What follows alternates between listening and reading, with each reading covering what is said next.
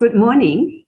Welcome to the Bay Area Experience, evidence-based policy webinar series organized by the Policy Research at Hong Kong IAPS and co-sponsored by the Global China Research Program at CUHK.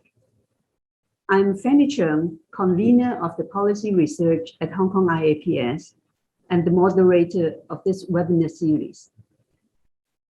The CUHK Policy Research at Hong Kong IAPS program is dedicated to promoting cross-boundary and interdisciplinary collaboration on policy research. To facilitate academic exchanges and social awareness of different policy issues, we invite scholars, policymakers, and stakeholders to discuss policies across different areas. The focus of this webinar series is the strategic development of the Guangdong, Hong Kong, and Macau Greater Bay Area, or in short, the GBA, one of the strategic focus areas of our Global China Research Program. The GBA comprises of the two special administrative regions of Hong Kong and Macau, and the 9 municipalities of Guangzhou, Shenzhen, Zhuhai, Foshan, Huizhou, Dongguan, Zhongshan, Jiangmen, and Shaoqing in Guangdong Province. The development of the GBA is key to the strategic planning of the country. The aim is to leverage the advantages of the above cities to contribute to cooperation and integration among districts and to promote regional economic development. The plans for the GBA cover multiple policy areas, including innovation and technology, economy, urban planning, education, and others. We have planned a monthly Greater Bay Area webinar through July this year. The topic of today's webinar is spatial planning for smart sustainability in Shenzhen, China's Silicon Valley. Spatial planning has played a very important role not only in the socio-economic and spatial restructuring of the city, which has facilitated the integration of the special economic zone with surrounding rural counties, but also in directing the city's turn towards sustainability since early 2000s. Compared to Shenzhen, Hong Kong's development is less spatial planning-led. To achieve smart sustainability in the GBA, we can learn something from the success of Shenzhen. The speaker and discussants today will share their views on the following questions. What are Shenzhen's achievements and challenges in smart sustainable development? From the case of Shenzhen, what are the implications for planning and development in the Hong Kong SAR? Our speaker today is Professor Mee-kam, Director of the Urban Studies Program at CUHK. The two discussants are Dr. Kam-shing Leung, Associate Director of ARUP, and Dr. Yuanzhou Tang, Research Associate at the Institute of Future Studies at CUHK. Professor will present for 30 minutes, followed by 15 minutes each by each discussant, and we will reserve our questions till the Q&A session at the end. Please send in your questions through the chat box at any time during the webinar. Let me first introduce our speaker, Professor Mee-kam. Professor Ng obtained her PhD at UCLA. She is a fellow of the Royal Tang Planning Institute, a fellow of the Hong Kong Institute of Planners, and an academic advisor of the Hong Kong Institute of Urban Design. She is also a fellow of the Academy of Social Science in the UK. She has published widely on planning and sustainability issues in Asia. Her publications have earned her 6 Hong Kong IP Awards and the 2015 Association of European Schools of Planning Best Published Paper Award. She has been a consultant to UN and EU. Please join me in welcoming Professor Mee-kam. Mee-kam, your turn. Thank you, Professor Cheung, for your very kind introduction. So let me share my screen. I hope everyone can see my screen.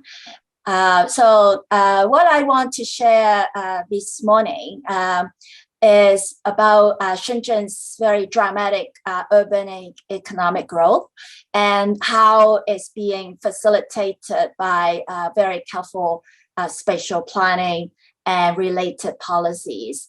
So Shenzhen's development, I tried to divide them into 3 key periods. So the first period is basically development within the special economic zone. There I will share 2 master plans. And then in the 1990s, the special economic zone, actually absorbed its rural county and turned the Bao'an County into 2 districts, and that's being facilitated by the 3rd master plan. And at the turn of the century, the city actually faced a lot of constraints, which I hope by then I would have painted the situation well.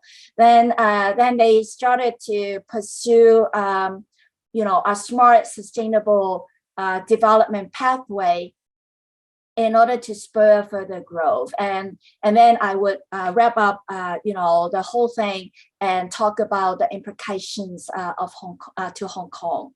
Okay, now Shenzhen's dramatic urban and economic growth. I don't know whether you've been, well, if you're very young, you were sort of probably born when you were born. Shenzhen has already become a modern city, but like some 40-ish years ago, Shenzhen was only a rural border town. But today it's it's actually a global, very modern city, and if you look at sort of like, this series of maps, that you can see that originally it's sort of Shenzhen's like really rural in character. And then the kind of like growth and development when the special economic zone was first set up, that's the boundary of the special economic zone. And you can see that development started to concentrate around, inside the special economic zone. And then in 1993, that's when the Bao'an County was absorbed as 2 districts in Shenzhen. And then you can see that, like according to this map, that the urban development actually sort of like, moved into the rural parts more. And that sort of intensified over the years. And this is Shenzhen's administrative districts today.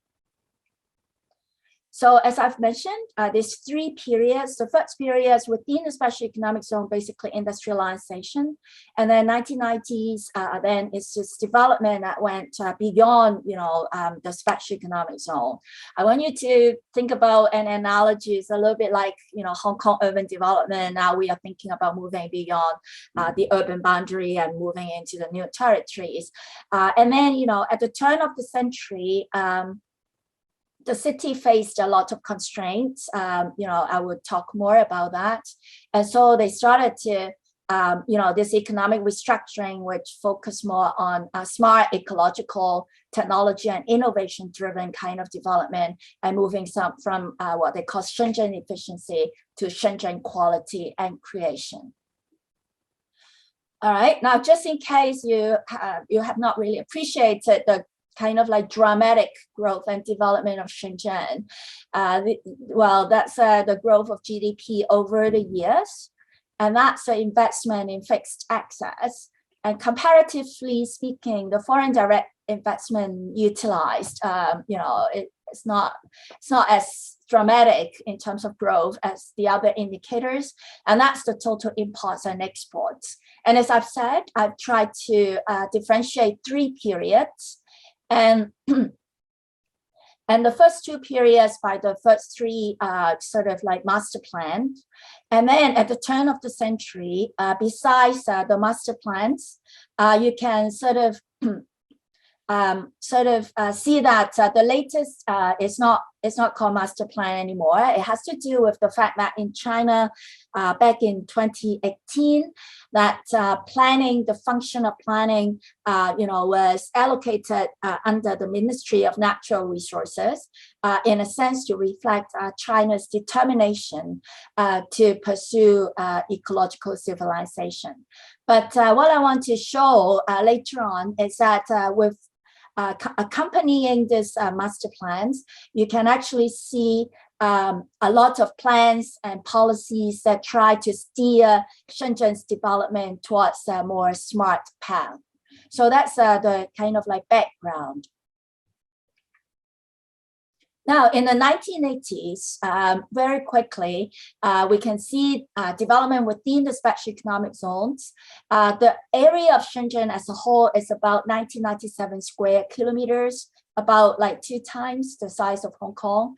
And you can see that the special economic zone made up about, 300-ish square kilometers.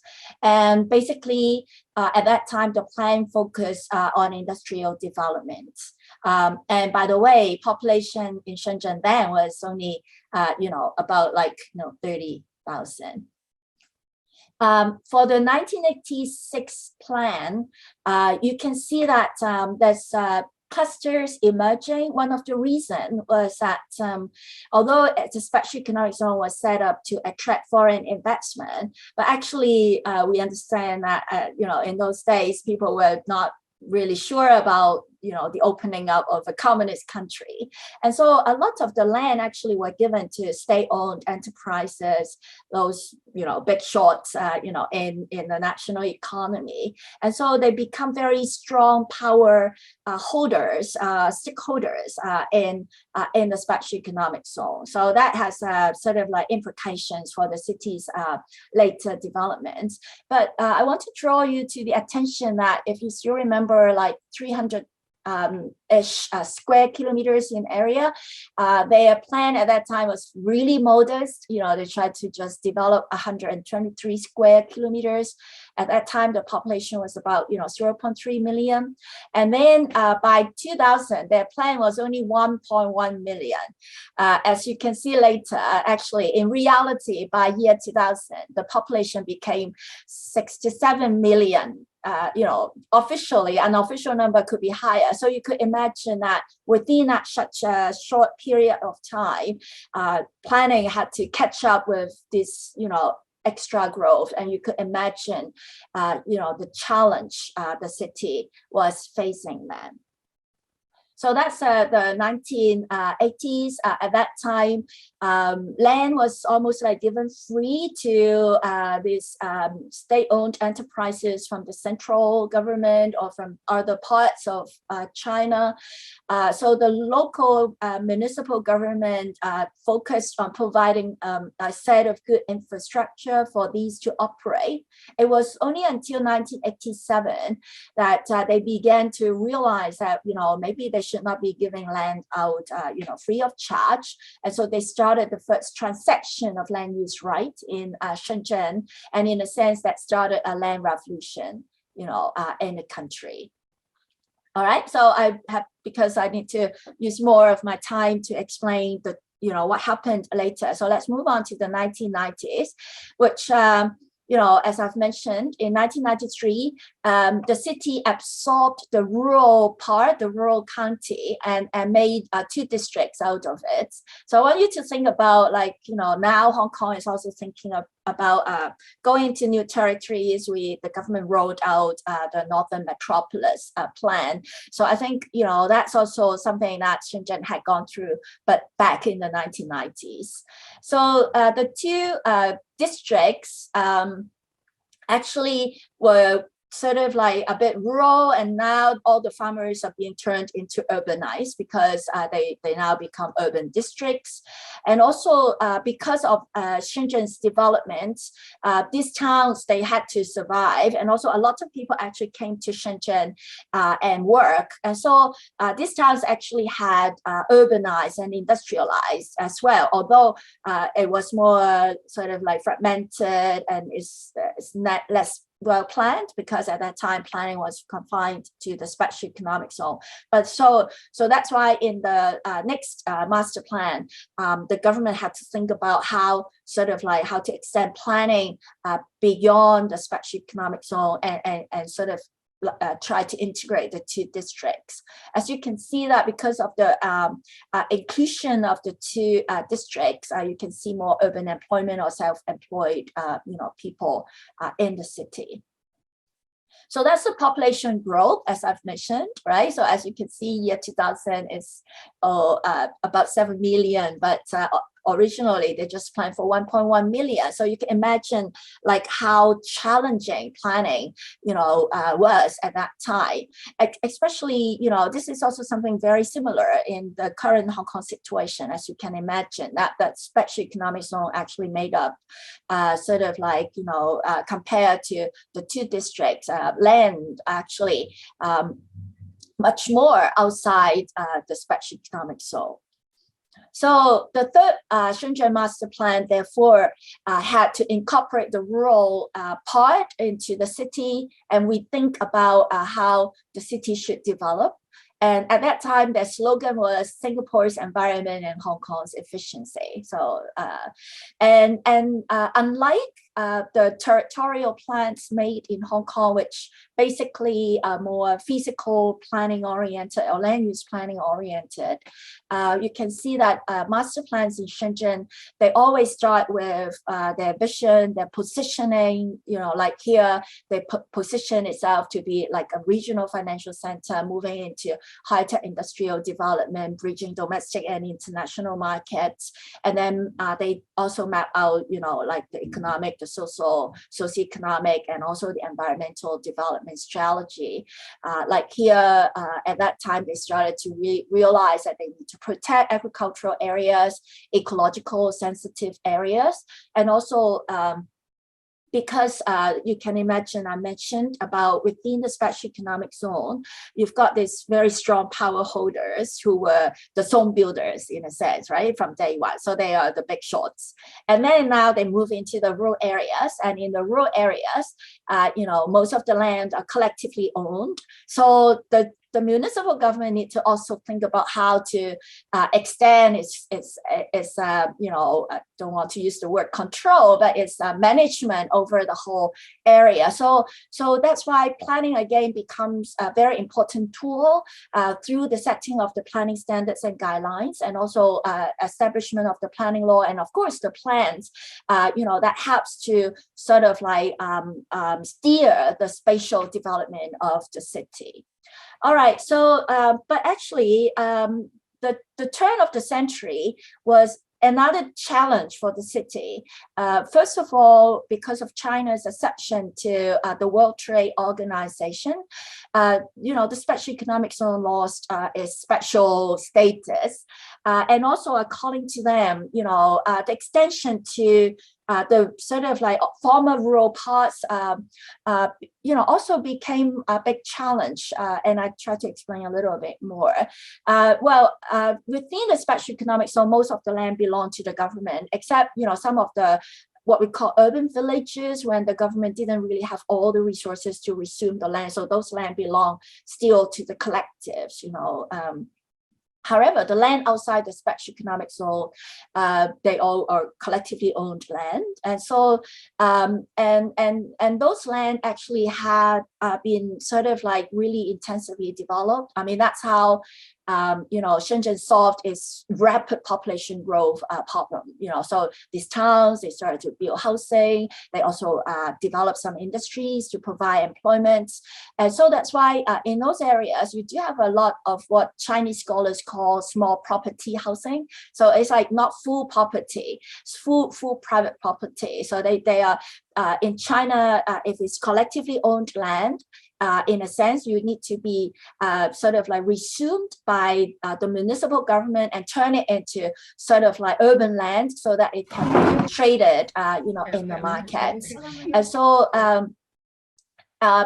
so this becomes another, issue. So on one hand, how to sort of like formalize that becomes, a policy issue, of course. But on the other hand, it also explains why in Shenzhen, unlike Hong Kong, they don't really have a housing problem because of the existence of this kind of housing.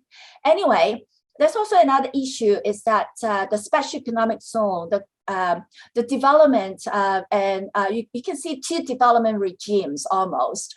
In terms of area, of course, the area outside the special economic zone is very big. But in terms of living qualities, living standards, they are quite disparate, quite different. Here you got the water usage, you can enjoy more higher water usage when compared to outside, green space, area of, GIC, hospital bed, and production per unit of land. So you can see actually that you can see this, they discovered this in the, the early 2000s, and that's an issue that they try very hard to address. And also the population distribution, it's very clear that most of the registered population live within the special economic zone. And then, those non-registered population, they live outside the special economic zone. So that's another, interesting issue. And also they, in Shenzhen, at the turn of the century, they discovered that actually the efficiency in terms of land uses when compared to Hong Kong or Singapore is much lower. And so they really would like, to find a way to spur further growth. So in terms of population structure, in terms of the need for find a way to sort of like, after they end the special status of the special economic zone, how can they sort of like develop further, and especially now by year 2010, they will become at that time they would become fully integrated, with the two districts and become the Shenzhen municipality. So they identify what they call 4 key constraints. Shortage of land, sounds familiar, right? They also identify water shortage because they we also, Hong Kong also rely a lot on water from outside, but we seldom talk about water shortage, but we do. We have a very serious water scarcity problem, and Shenzhen as well. So also energy shortage, and they realize that if they continue the kind of development they have done, it will exceed, the carrying capacity of the ecological environment. And so they think it's very important to reframe the mode of development, and that's how they identify, a more smart, sustainable pathway to spur further growth, which will use less resources, including land. And they focus more on high-tech innovation, technology development, so that they can leapfrog the development process and maintain competitive in a sense. So for the rest of my time, I would like to talk about these plans or related plans and policies to sort of like take you through how sort of like the city, once they realize all the constraints, right, that all these problems of whether it's land shortage, whether it's like, you've got power holders, powerful stakeholders, whether it's within, the former special economic zone or outside it. And also this, Shenzhen has a very special position in the nation because it was started as sort of like a laboratory, a testing ground for new things, right? It's supposed to be always a pioneering experimental city. And so you can imagine that the municipal government actually faced all these constraints and pressure and challenges, whether it's within the special economic zone or from central government, or also because of its also sort of its globalization efforts facing all these global challenges as well. So I want to take you through how they try to step by step steer a way forward, which sort of like to reach the vision that they have sort of like after they search their soul and then develop in the early 2000s. So the first one, very important plan, is called Shenzhen 2030. You might recall Hong Kong also has a Hong Kong 2030, but the Shenzhen 2030 was a different one because it has a higher level. It actually think about more like a development strategy and has been very instrumental in facilitating the sustainability turn of the city. So this plan was rolled out in 2005, and you can see that it identified because of the four key constraints. So they understand that they need to connect to the. At that time, there's no Greater Bay Area discourse. So they talk about Pearl River Delta and work with Hong Kong, restructure the economy into high-tech development, and sort of like also focusing on social development that will sort of boost people's, quality of life. And then also making sure that the whole strategy is going to be ecological. So at the same time, they also, because they want to also branch out into or strengthen their development in the high-tech, industry. So in 2005, as you can see here, that, the government actually rolled out what they call the Shenzhen Digital City Management Programs. And at that time, they already covered the whole of Shenzhen. The full integration of the two districts into, Shenzhen was 2010, but then the plan was like it has to cover everything, including the sort of like quote unquote let's plan or develop parts, and then focusing on 6 categories that covers all the urban realm in a sense: utilities, road traffic, environment, landscaping, housing, land, and also covering 5 aspects. At that time, they already talk about building a unified integrated information platform. So that was like, back in the sort of, early 2000s. Another very interesting thing, which I think very important for policy, is that they already tried to develop what they call this pilot management leadership group. And if you look, I don't have the space here, so I didn't list them out, but you can see that it actually include all the government bureaus, almost all, and also the districts, so that it's everyone's business in building, Shenzhen into a digital city. And they have 2 groups, which one focus on the technology and the other focus on like doing a comprehensive information census to sort of like check what kind of information is there, because they do need to think about a way to unify, and integrate all the information for urban management. And then in 2008, so that's a progression, right? So 2005, they have this pilot plan. And then by 2008, they already developed this slogan, like, innovation as the lifeline and soul of development, making sure that, it will become a high-tech industrial city with sort of like a lot of intellectual properties. And you can see high-tech industry is actually by then made up about a third of its GDP, and R&D investment, at that time was already 3.3%, right? I think in Hong Kong at that time probably was still less than 1%, but anyway, or maybe one-ish. Anyway, so you can see that again, they have another leading group for innovative cities. Again, they involve, all the government bureaus. So what I want to say is that they have sort of like started to penetrate this whole vision into different government bureaus and units, so that they understand they are part of this endeavor, and also they need to contribute to it. They also set up a national committee of experts. That's another thing that's very important, is to listen to experts locally and overseas. And they also provide a lot of talent support I don't have time to go into it, but like, some of my students, they actually got housing, how expensive housing is in Shenzhen as well. So maybe one of the discussants will talk more about this later on. So, so in view of time, I probably cannot really take you through all the details, but you can see that they are very concerned about innovation of the development mode. The ecological aspect is emphasized, and also the institutional mechanisms. And they also want to have a sort of scientific, technological, and industrial innovation together with social and cultural innovation.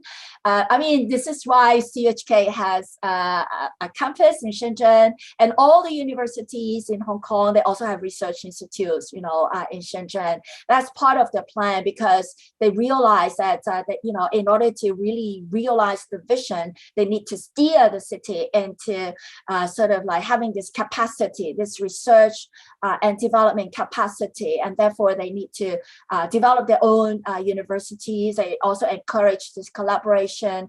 They need to build a platform that will respect intellectual property rights, a platform that allows sharing of resources, but at the same time steering this kind of development in sort of like, making sure it's ecological, that, everything has to be like green enterprises, green buildings, green schools, make sure development is multidimensional, and having lots sort of like a sustainable social foundation for the people, like this sustainable social insurance system, and providing land for sort of the construction of new industries or research units, making sure Shenzhen eventually will become a digital city. I mean, that's how it kind of like, moving step by step towards its current, people call it the Silicon Valley of China. So you can see the fourth Shenzhen Master Plan. The guiding principles, were exploring a way to pursue economic restructuring and sustainable development. Environment first, building the city on ecology, using the plan to integrate physical development with the public policies. So the overall target of the city, you can see in this various aspects, including ecological conservation, restructuring, but ensuring social harmony, regional cooperation. So you can see the continuation of the thoughts first started in Shenzhen 2030. And then, they move on instead of speed, efficiency to quality, from manufacturing to creation, from manufacturing industry-led to more service industry-led, from economic construction to social construction and management, and smart sustainability, continues to be sort of like a strategy. So that's how they try to sort of like do with their land, right? So identifying local area and restricted area, and then only focus on the suitable area for development. And you can see that I like that term, enhanced development. I mean, some of these urban areas, especially the earlier developed area, that they would like to enhance its biodiversity, to enhance its ecological conditions. I mean, at least you have to aim to do it besides the conserved and controlled areas. Okay, now at the same time, because the city wants to move towards a more like low carbon, ecological city, and so we understand that in China, carbon neutrality is a big thing, and that's why our government also tried to catch up and have our own pledge towards carbon neutrality. So you can see that for these white paper, they try to sort of specify, try to concentrate urban development in certain parts of the city, and also identifying the ecological baseline, and sort of trying to transform, the city towards lower carbon, existence, which again tally with what they want to do all along. They also develop these indicators to ensure ensure to check whether the city is really moving towards low carbon development. And in order to facilitate that, they changed the rules, regulations, and policies in order to do that. I don't have time to go into that, but I wish our government could be more flexible, and if we're doing the right thing, that we can move forward more with the right regulations and policies so that the city will move forward. And in view of time, and probably need to speed up. So you also have the Shenzhen planning outline. Smart Shenzhen, sorry, that is very important. You can see that was like, 10 years, more than 10 years ago. And by now, they have achieved most of what they pledged to do, because the deadline of that was like 2020, which, was 2 years ago. So as you can see, it covers all aspects. It's always, this collaboration between government and market, focusing on people's sort of like life and livelihood, making sure people have, sort of like a good life. And also they focus a lot, the government play a very important role in integrating, different, information sources. I don't have time to really go into this, but very often, information is stored in different formats, and you do need to make them talk so that they can work together, so that people can use the data. So they emphasize a lot on having these cloud computing services, making sure that eventually it will provide smart, intelligent public services for the people. Like, the master plan that they put forward in 2018. I'm very about the time, but anyway, so I'll be very quick. So they put forward the 6-1. So you can see that this is their sort of like ambition, like, okay, so you use one map, you understand everything, you just use one number, you can use it throughout Shenzhen, or just one click, the overall situation. And then they are very sort of concerned about, like, having all these different devices to collect the data. And then how can you, make sure the data can talk to one another, so the big data center become very important, so that when you make the data sort of like, speaking to one another, then it can be ready for use for public service, public security, governance, etc. And at the same time, they also pay attention to protecting people's privacy. The security also very important. So recently, they have this draft territorial spatial master plan published for residents' comments. It was published last year. So this is not final, but you can see again, they use planning to sort of like continue to implement the kind of different policy and plans, for the city. So I don't have time to really go into details, but you can see, again, they specify the areas that need to be conserved. They included the cutting edge thoughts about urban development, like 50-minute neighborhood, and then many short-term actions. Again, I think I would just leave it to my discussant to talk about that, so that I can use the rest of I actually ran over time, but I hope Professor Cheung will give me a couple of minutes. I'll finish the implications for Hong Kong. Sure. Mm-hmm. Okay, thank you. So Shenzhen municipal government, what I want to say is that actually, if we really think about their mission, it's quite the mission is very important, but it's also mission impossible if you consider that you've got to be sort of the testing ground, right? You have to try new things, but at the same time, you've got all these strong power holders in the former special economic zone, and then you have to absorb, areas with got disparate towns, and then they have, collectively owned land, and they have to make sure that they will be transformed into urban, areas. So it's a lot of constraints, but it has moved, from a rural border town into today's Silicon Valley of China. It's just really amazing. I hope I convince you that they've done sort of like really an amazing job. So, and also at the turn of the century, especially when they lost their special economic zone status, and then they realized the 4 constraints, and then they have this, it seems like they have more land, but this land is full of issues, problems. The planning standards are not as good as the former special economic zone. And what I find is that they try to find a vision, a way out. and try to encourage intersectoral and collaboration and experimentation. Remember, whenever they set up a committee, they always involve different government departments, and in the process, probably also sensitizing them and training them to see the issues. And also they try to, they find sort of like, they think that, okay, so they cannot really go for resource intensive development. I think their choice of moving forward with smart, sustainable development is, really brilliant. It's really ahead of the time in a sense, because I mean, now every day, everyone is talking about nature capitalism and the importance of sort of like using less resources. So that's a growth strategy that they have. And also another thing that I sort of like, noticed as a student of their spatial planning over the years is that whenever there is a problem, they try to find a solution.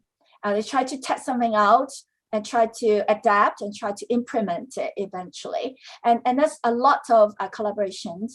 I'm not saying that they are perfect. I think they still have a lot of to learn, but from their try and error, we also can learn from this try and error, this innovation spirit, and not confining that to hard technology, but they, venture into soft ones. And I think one thing very remarkable is that in the literature, we call this smart T KPIs. KPIs are key performance indicators. So their key performance indicators are always very specific, measurable, achievable, realistic, timely, and also inclusive and equitable. And I think, and they build this into the assessment of the government officials, which, so in a sense, that's good because that will force them to really pay attention to these aspects. So another thing which I think it's great news for Hong Kong is that if you go to all their spatial plans, they don't forget about Hong Kong. They always, they always want to collaborate with us. And I think that's a good opportunity for Hong Kong to think about how to collaborate better with Shenzhen so that we actually can play a bigger role in the Greater Bay Area. So to sum up, I think as a planner, I'm very impressed by the way they do spatial planning. It's very dynamic. It's seen as a very effective tool to build on the strengths of the city and overcome weaknesses, exploit opportunities, and also blunt threats over time. So I'm sorry for overrunning. Thank you for your patience. Well, thank you very much, Mee-kam, for this very comprehensive coverage of Shenzhen's spatial planning and its success. It's impressive. Our next discussant is Dr. Kam-shing Leung. Dr. Leung is an associate director at ARUP. He holds a doctorate in architecture from the University of Cambridge. He's a member of the Hong Kong Institute of Planners Hong Kong IP, Hong Kong Institute of Urban Design, and American Planning Association, and is a neighborhood development authorized person of the U.S. Green Building Council. He has worked in Hong Kong, Shenzhen, Shanghai, Singapore, and the United States, and has project experience in Taiwan and Vietnam, covering strategic consulting, master planning, urban design, station area development, sustainable development consulting, and other areas. Some of these projects have received the Hong Kong IP Awards in the past few years, from 2004 to 2019. Please join me in welcoming Dr. Leung. Over to you, Dr. Leung. Thank you. Thank you, Professor. And thank you very much for your rich presentation, Professor Ng. I would like to respond to it by saying that Shenzhen is very keen on and is getting better and better at engineering success. And I hope to supplement with a couple of details that I experienced during my 4-year stay in Shenzhen. So the first one will be responding to the slide about two development regime on slide 21. So Shenzhen as a city actually presumed that people join the city to produce and not to enjoy life. You can tell from a lot of social media posts about this sentiment. So if we look at the hospital bed per 1,000 people, like Professor mentioned, even for the core area, it's only 2 per 1,000 people, compared to Guangzhou 3.5 and more than 5 in Beijing.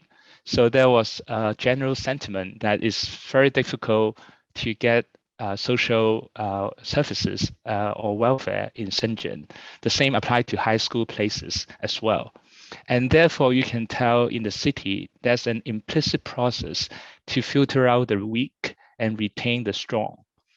However, people don't necessarily need to stay if they don't have benefit from the city. And it comes to my second observation on slide 28, which is about the innovation, not only for physical assets, but also in policy and mechanism, as Professor Ng mentioned.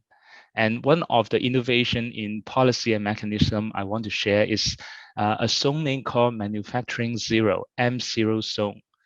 It's a land use type that you won't find in Hong Kong. M actually represent manufacturing and people were associated with factories, plants, low-tech sort of processes. However, in Shenzhen, there's a land use called M0. And the M0 allows the government to allocate land resources based on the contribution of the company to the economy and employment, rather than the land price that the developer are willing to pay. So actually, many of my clients who are in the IT and internet sector made use of this policy to set up their headquarters, first of all in Shenzhen, and then use it to enable their future expansion. And other policy innovation is about talent housing. The recent target is to have 20% of the housing supply dedicated to the working population that the city wants to attract. 20% is not a small number if you consider that even in Hong Kong, only 44% of people are living in subsidized housing. So it's almost half of the amount of Hong Kong dedicated to subsidized housing are actually reserved to attract talent in Shenzhen. And my third observation is on slide 30 about the Shenzhen master plan, the recent one, especially the red dot on the left-hand side, which is, if you notice it, look at it closely, the Qinghai area. It shows that Qinghai did not come out of the blue. There was a long planning to make it a success. It was conceived as a Shenzhen-Hong Kong economic collaboration zone, but also designated as the second CBD of Shenzhen. So everything is being done to craft this success. And the Qinghai area actually do not report to Nanshan district, although it's physically located there. It actually report directly to the city or even above. And a bureau and 3 government-owned companies were set up to enable more flexible and innovative urban development and operation to differentiate from the norm in the city. For example, they invented something called the 1.5 level development, which allowed development of low-rise temporary structure to use the land for 8 years to sort of warm up the land first and to allow the government to ascertain the ultimate suitable use of that piece of land.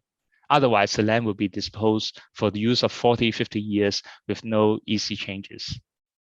My fourth observation is on slide 46.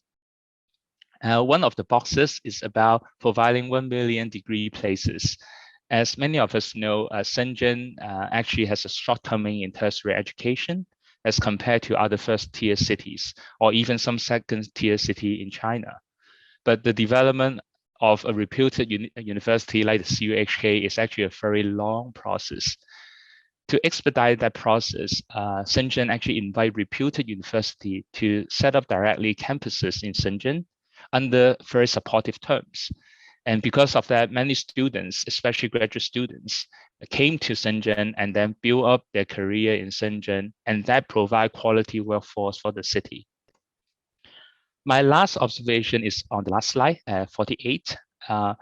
Professor Ng's titles associate Shenzhen with Silicon Valley. I think it's true in terms of the IT and internet sector, but the development model is really very different. Silicon Valley was mainly driven by the industry, university, and research institutions. The government contribute a little bit, mainly in terms of giving research contracts. But as you can read from the news, it does not do much about job housing balance or even transportation. So Shenzhen, honestly, is a very unique model that can hardly replicate. However, it doesn't stop us from adopting some good strategy and solution for inherited problems in Hong Kong. For example, maybe we can consider a more targeted approach in land disposal to attract businesses in Hong Kong. Probably we can't allow the second Google data center to leave Hong Kong for other places. And also we may consider more flexible mechanism to attract talents to contribute to Hong Kong economy for mutual benefit.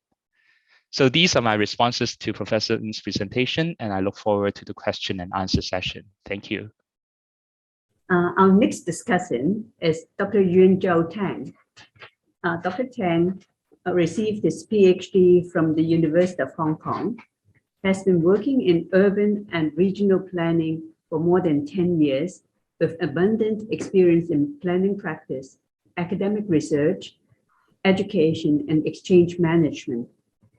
Before joining CUHK Institute of Future Cities, he worked as the Secretary General of the Guangdong Hong Kong Macau Research Center in the China Academy of Urban Planning and Design, China's top planning consultant. Dr. Tang's current research efforts mainly focus on smart and sustainable planning and development in the Greater Bay Area. Please join me in welcoming Dr. Tang. Dr. Tang, please. Thank you, Professor Cheung, for your introduction, and many thanks to Professor Ng for your very informative presentation about the history, development, planning and development history of Shenzhen. Today, I would like to share some my observation about Shenzhen's latest development on smart city planning and development with some cases. I will present some case latest about the latest progress of Shenzhen's smart city planning and development. The first case is the online platform of land use planning developed mainly by the Planning Authority of Shenzhen. This platform is to provide some general information of the statutory plan of Shenzhen for public engagement, which is very similar to the Hong Kong as statutory plan website, so that people, normal citizens, can get relevant information from this platform to know the current existing and the planned use of different land, about their land uses, about their plot ratio, as well as some other information, for example, the building height control, etc. The other use of this platform is to facilitate the integration of plans from different departments beside the planning authority.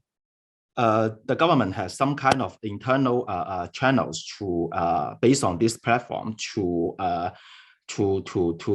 facilitate the cooperation of different departments, so that they can come into agreement about how to bring out one map for the plan of the city. The second case is the open data platform, which is now being developed by the Shenzhen municipal government. It is to release official data related to categories of urban data provided by different departments. As Professor Ng has mentioned, this is kind of platform that different kinds of data can talk to each other and open to for public uses. The data is the source comes from different departments, ranging from urban management, for example, to provide different kinds of urban service like electricity, water supplies, gas, and other urban utilities, as well as environmental protection, and of course planning, various urban management authorities. The other very important use of this platform is to promote the application of big data by different types and levels of users. So the data prepared in this platform is has been in standardized form, so that it is easy for normal, even easier for normal citizens to review or to use this data. And for specific professionals user, they can also do some analytical and even development work based on this data. And the third case is an interactive platform for transport planning and management. As you can see from the left-hand side, this is a structure for multiple user and data-driven transport planning and management platform.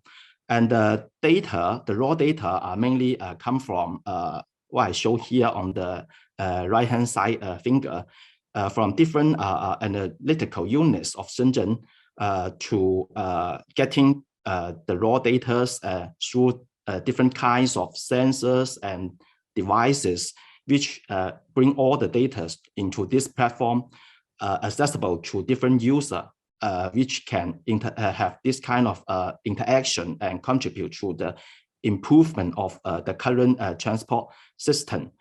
This platform has been developed since 2016, mainly supported by the Shenzhen Transport Planning Research Institute. It is an official research institute under the supervision of municipal government. And the fourth case is real-time online transport simulation system technology. Shenzhen has put China's first urban real-time online transport simulation system into use very earlier, that into like more than 10 years ago in year 2006. At that time, unlike today, we don't have so many mobile apps like Google Maps or Baidu Maps. But at that time, this kind of cutting edge technology has been used in the government sectors to improve the transport efficiency, etc., to improve the urban movement system. I think this is very good things for the government. And you can see based on that, today Shenzhen has the world's leading real-time online simulation technology based on the application of big data, which is also co-developed not only by the government, but also transport professionals and other specialists, as well as very important local and global industrial partner. For example, Tencent, and Baidu, Alibaba, etc. The last case is the urban visualization and simulation system. Shenzhen has developed its urban visualization and simulation system, again, very early, back to 1999, based on GIS, remote sensing, and 3D simulation technologies. The platform is to facilitate the planning and design process in CBD and other important areas of Shenzhen.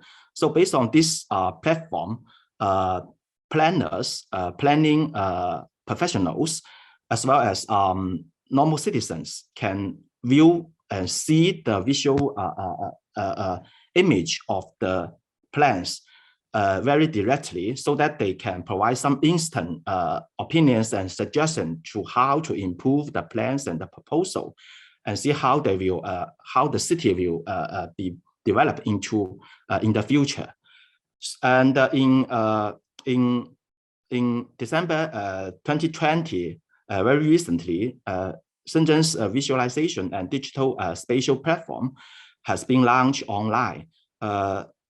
Based on the collection, analysis, processing, integration, management, and visualization of relevant spatial data to support urban governance.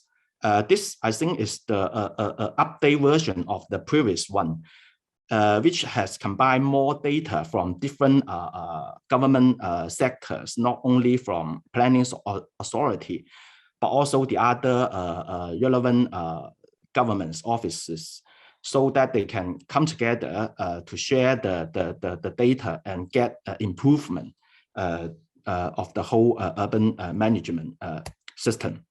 So here's some reflection, in my opinion, on the above cases.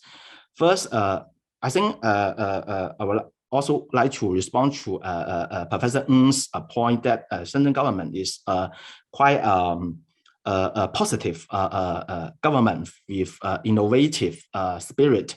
So from the above case, we can see that the Shenzhen government is the most active actor to promote new and cutting-edge technology. The government departments often is the first user of those new technology to apply the cutting-edge ideas. The secondly, urban planning authority, among other governmental departments, really benefit quite a lot from the wide use of smart technology to improve the efficiency, to improve the implementation of plans, etc. The third point I would like to address is that public accessibility and users' feedbacks are very important to the continuous improvement of the whole system. On the one hand, the users get quite a lot of convenience through using the data. But on the other hand, they all contribute to the system by contributing their data, etc. Last but not least, I think in Shenzhen, users from the market side are particularly welcome by the government to contribute to the development and improvement of the system.